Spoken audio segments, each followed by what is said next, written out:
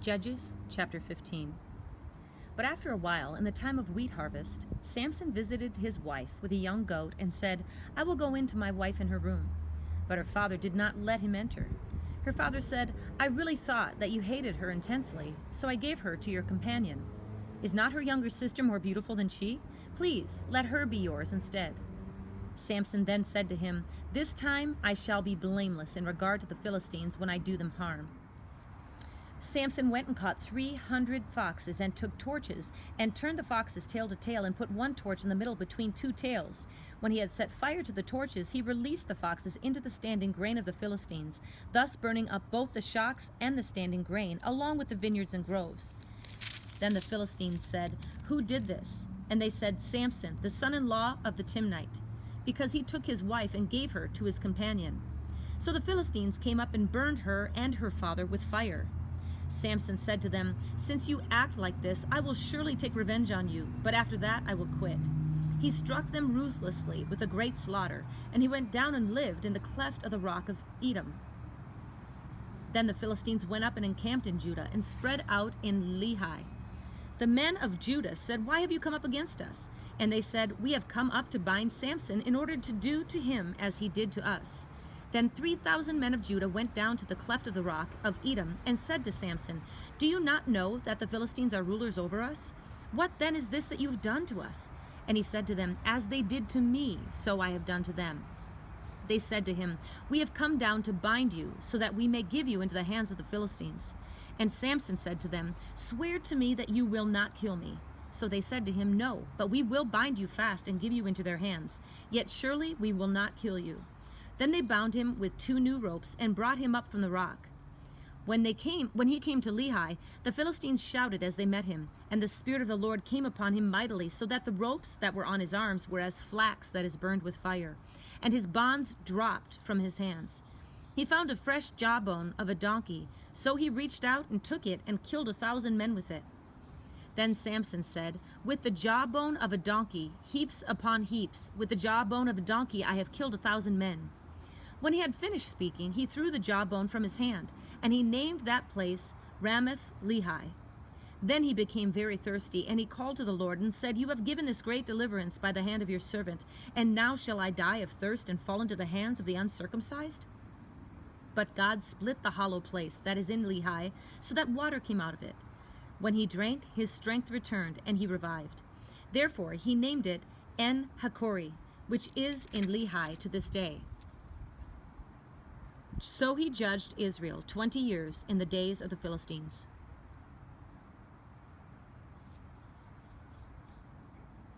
Judges chapter 16. Now Samson went to Gaza and saw a harlot there, and went into her. When it was told to the Gazites, saying, "Samson has come here," they surrounded the place and lay in wait for him all night at the gate of the city.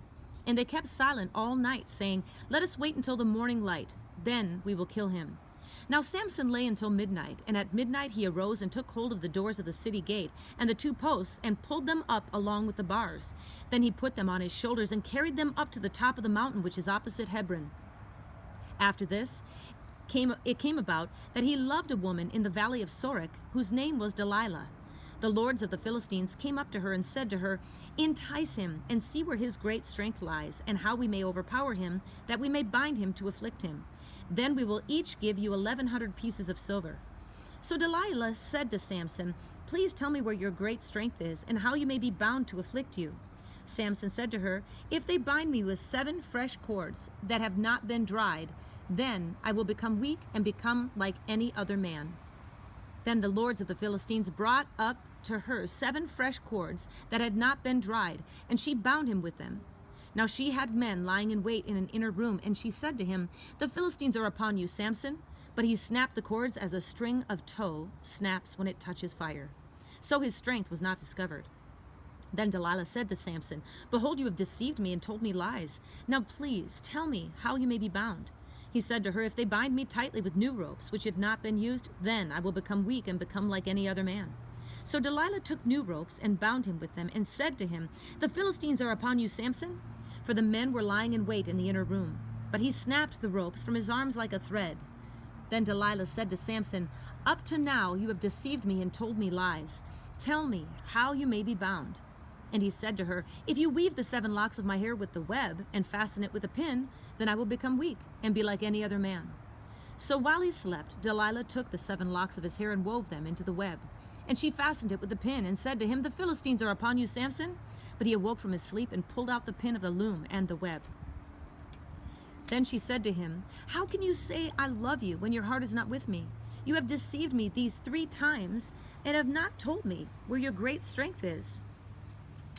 It came about when she pressed him daily with her words and urged him that his soul was annoyed to death. So he told her all that was in his heart and said to her, "A razor has never come on my head, for I have been a Nazirite to God from my mother's womb. If I am shaved, then my strength will leave me, and I will become weak and be like any other man." When Delilah saw that he had told her all that was in his heart, she sent and called the lords of the Philistines, saying, "Come up at once, for he has told me all that is in his heart." Then the lords of the Philistines came up to her and brought the money in their hands. She made him sleep on her knees and called for a man and had him shave off the 7 locks of his hair. Then she began to afflict him, and his strength left him. She said, "The Philistines are upon you, Samson." And he awoke from his sleep and said, "I will go out as at other times and shake myself free." But he did not know that the Lord had departed from him. Then the Philistines seized him and gouged out his eyes, and they brought him down to Gaza and bound him with bronze chains, and he was a grinder in the prison. However, the hair of his head began to grow again after it was shaved off. Now the lords of the Philistines assembled to offer a great sacrifice to Dagon, their god, and to rejoice, for they had said, "Our God has given Samson, our enemy, into our hands." When the people saw him, they praised their God, for they said, "Our God has given our enemy into our hands, even the destroyer of our country, who has slain many of us." It so happened, when they were in high spirits, that they said, "Call for Samson, that he may amuse us." So they called for Samson from the prison, and he entertained them, and they made him stand between the pillars. Then Samson said to the boy who was holding his hand, "Let me feel the pillars on which the house rests, that I may lean against them." Now the house was full of men and women, and all the lords of the Philistines were there, and about 3,000 men and women were on the roof, looking on while Samson was amusing them. Then Samson called to the Lord and said, "O Lord God, please remember me, and please strengthen me just this time, O God, that I may at once be avenged of the Philistines for my 2 eyes." Samson grasped the 2 middle pillars on which the house rested, and braced himself against them, the one with his right hand and the other with his left. And Samson said, "Let me die with the Philistines." And he bent with all his might, so that the house fell on the lords and all the people who were in it. So the dead whom he killed at his death were more than those whom he killed in his life. Then his brothers and all his father's household came down, took him, brought him up, and buried him between Zorah and Eshtaol in the tomb of Manoah his father. Thus he had judged Israel 20 years. Judges chapter 17. Now there was a man in the hill country of Ephraim, whose name was Micah. He said to his mother, "The 1,100 pieces of silver which were taken from you, about which you uttered a curse in my hearing, behold, the silver is with me. I took it." And his mother said, "Blessed be my son by the Lord." He then returned the 1,100 pieces of silver to his mother, and his mother said, "I wholly dedicate the silver from my hand to the Lord, for my son to make a graven image and a molten image. Now therefore I will return them to you." So when he returned the silver to his mother took 200 pieces of silver and gave them to the silversmith, who made them into a graven image and a molten image, and they were in the house of Micah. And the man Micah had a shrine, and he made an ephod and household idols, and consecrated one of his sons that he might become his priest. In those days there was no king in Israel. Every man did what was right in his own eyes. Now there was a young man from Bethlehem in Judah, of the family of Judah, who was a Levite, and he was staying there. Then the man departed from the city from Bethlehem in Judah to stay wherever he might find a place. And as he made his journey, he came to the hill country of Ephraim, to the house of Micah. Micah said to him, "Where do you come from?" And he said to him, "I am a Levite from Bethlehem in Judah, and I am going to stay wherever I may find a place." Micah then said to him, "Dwell with me and be a father and a priest to me, and I will give you 10 pieces of silver a year, a suit of clothes, and your maintenance." So the Levite went in. The Levite agreed to live with the man, and the young man became to him like one of his sons. So Micah consecrated the Levite, and the young man became his priest and lived in the house of Micah. Then Micah said, "Now I know that the Lord will prosper me, seeing I have a Levite as a priest." Judges chapter 18. In those days there was no king in Israel, and in those days the tribe of the Danites was seeking an inheritance for themselves to live in. For until that day an inheritance had not been allotted to them as a possession among the tribes of Israel. So the sons of Dan sent from their family 5 men out of their whole number, valiant men, from Zorah and Eshtaol, to spy out the land and search it. And they said to him, "Go search the land." And they came to the hill country of Ephraim, to the house of Micah, and lodged there. When they were near the house of Micah, they recognized the voice of the young man, the Levite, and they turned aside there and said to him, "Who brought you here? And what are you doing in this place? And what do you have here?" And he said to them, "Thus and so has Micah done to me, and he has hired me, and I have become his priest." They said to him, "Inquire of God, please, that we may know whether our way on which we are going will be prosperous." The priest said to them, "Go in peace. Your way in which you are going has the Lord's approval." Then the 5 men departed and came to Laish, and saw the people who were in it living in security, after the manner of the Sidonians, quiet and secure, for there was no ruler humiliating them for anything in the land. And they were far from the Sidonians, and had no dealings with anyone. When they came back to their brothers at Zorah and Eshtaol, their brothers said to them, "What do you report?" They said, "Arise, and let us go up against them, for we have seen the land, and behold, it is very good. And will you sit still? Do not delay to go, to enter, to possess the land. When you enter, you will come to a secure people with a spacious land, for God has given it into your hand, a place where there is no lack of anything that is on the earth." Then from the family of the Danites, from Zorah and from Eshtaol, 600 men armed with weapons of war set out. They went up and camped at Kiriath-Jearim in Judah. Therefore they called that place Mahanaim Dan to this day. Behold, it is west of Kiriath-Jearim. They passed from there to the hill country of Ephraim, and came to the house of Micah. Then the 5 men who went out to spy the country of Laish said to their kinsmen, "Do you know that there are in these houses an ephod, and household idols, and a graven image, and a molten image? Now therefore consider what you should do."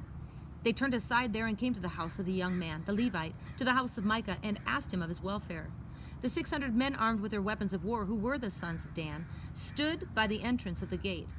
Now the 5 men who went to spy out the land went up and entered there, and took the graven image and the ephod and household idols and the molten image, while the priest stood by the entrance of the gate with the 600 men armed with weapons of war. When these went into Micah's house and took the graven image, the ephod, the household idols, and the molten image, the priest said to them, "What are you doing?" They said to him, "Be silent. Put your hand over your mouth and come with us, and be to us a father and a priest. Is it better for you to be a priest to the house of one man, or to be the priest to a tribe and a family in Israel?" The priest's heart was glad, and he took the ephod and household idols and graven image and went among the people. Then they turned and departed, and put the little ones and the livestock and the valuables in front of them. When they had gone some distance from the house of Micah, the men who were in the house near Micah's house assembled and overtook the sons of Dan. They cried to the sons of Dan, who turned around and said to Micah, "What's the matter with you that you have assembled together?" He said, "You have taken away my gods which I made, and the priest, and have gone away, and what do I have besides? So how can you say to me, 'What's the matter with you?'" The sons of Dan said to him, "Do not let your voice be heard among us, or else fierce men will fall upon you, and you will lose your life with the lives of your household." So the sons of Dan went on their way, and when Micah saw that they were too strong for him, he turned and went back to his house. Then they took what Micah had made, and the priest who had belonged to him, and came to Laish, to a people quiet and secure, and struck them with the edge of the sword, and they burned the city with fire. And there was no one to deliver them, because it was far from Sidon, and they had no dealings with anyone, and it was in the valley which is near Beth Rahab. And they built the city, rebuilt the city, and lived in it. They called the name of the city Dan, after the name of Dan their father, who was born in Israel. However, the name of the city was formerly Laish. The sons of Dan set up for themselves the graven image, and Jonathan, the son of Gershom, the son of Manasseh, he and his sons were priests to the tribe of the Danites until the day of the captivity of the land.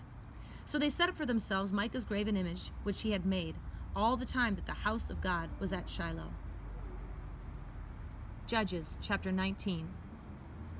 Now it came about in those days, when there was no king in Israel, that there was a certain Levite staying in the remote part of the hill country of Ephraim, who took a concubine for himself from Bethlehem in Judah. But his concubine played the harlot against him, and she went away from him to her father's house in Bethlehem in Judah, and was there for a period of 4 months. Then her husband arose and went after her to speak tenderly to her in order to bring her back, taking with him his servant and a pair of donkeys. So she brought him into her father's house, and when the girl's father saw him, he was glad to meet him. His father-in-law, the girl's father, detained him, and he remained with him 3 days. So they ate and drank and lodged there. Now on the fourth day, they got up early in the morning, and he prepared to go. And the girl's father said to the son-in-law, "Sustain yourself with a piece of bread, and afterward you may go." So both of them sat down and ate and drank together. And the girl's father said to the man, "Please be willing to spend the night, and let your heart be merry." Then the man arose to go, but his father-in-law urged him, so that he spent the night there again. On the fifth day, he arose to go early in the morning, and the girl's father said, "Please sustain yourself, and wait until afternoon." So both of them ate. When the man arose to go, along with his concubine and servant, his father-in-law, the girl's father, said to him, "Behold, now, the day has drawn to a close. Please spend the night. Lo, the day is coming to an end. Spend the night here, that your heart may be merry. Then tomorrow you may arise early for your journey, so that you may go home." But the man was not willing to spend the night, so he arose and departed and came to a place opposite Jebus, that is, Jerusalem. And there were with him a pair of saddled donkeys. His concubine also was with him. When they were near Jebus, the day was almost gone, and the servant said to his master, "Please come, and let us turn aside into the city of the Jebusites, and spend the night in it." However, his master said to him, "We will not turn aside into the city of foreigners who are not of the sons of Israel, but we will go on as far as Gibeah." He said to his servant, "Come, and let us approach one of these places, and we will spend the night in Gibeah or Ramah." So they passed along and went their way, and the sun set on them near Gibeah, which belongs to Benjamin. They turned aside there in order to enter the lodge in Gibeah. When they entered, they sat down in the open square of the city, for no one took them into his house to spend the night. Then behold, an old man was coming out of the field from his work at evening. Now the man was from the hill country of Ephraim, and he was staying in Gibeah. But the men of the place were Benjamites. And he lifted up his eyes and saw the traveler in the open square of the city. And the old man said, "Where are you going, and where do you come from?" And he said to him, "We are passing from Bethlehem in Judah to the remote part of the hill country of Ephraim, for I am from there, and I went to Bethlehem in Judah. But I am now going to my house, and no man will take me into his house. Yet there is both straw and fodder for our donkeys, and also bread and wine for me, your maidservant, and the young man who is with your servants. There's no lack of anything." The old man said, "Peace to you. Only let me take care of all your needs. However, do not spend the night in the open square." So he took him into his house and gave the donkeys fodder, and they washed their feet and ate and drank. While they were celebrating, behold, the men of the city, certain worthless fellows, surrounded the house, pounding the door. And they spoke to the owner of the house, the old man, saying, "Bring out the man who came into your house, that we may have relations with him." Then the man, the owner of the house, went out to them and said to them, "No, my fellows, please do not act so wickedly. Since this man has come into my house, do not commit this act of folly. Here is my virgin daughter and his concubine. Please, let me bring them out, that you may ravish them and do whatever to them you wish. But do not commit such an act of folly against this man." But the men would not listen to him. So the man seized his concubine and brought her out to them, and they raped her and abused her all night until morning, and then let her go at the approach of dawn. As the day began to dawn, the woman came and fell down at the doorway of the man's house where her master was, until full daylight. When her master arose in the morning and opened the doors of the house and went out to go his way, then behold, his concubine was lying at the doorway of the house with her hands on the threshold. He said to her, "Get up and let us go." But there was no answer. Then he placed her on the donkey, and the man arose and went to his home. When he entered his house, he took a knife and laid hold of his concubine and cut her in 12 pieces, limb by limb, and sent her throughout the territory of Israel. All who saw it said, "Nothing like this has ever happened or been seen from the day when the sons of Israel came up from the land of Egypt to this day. Consider it, take counsel, and speak up."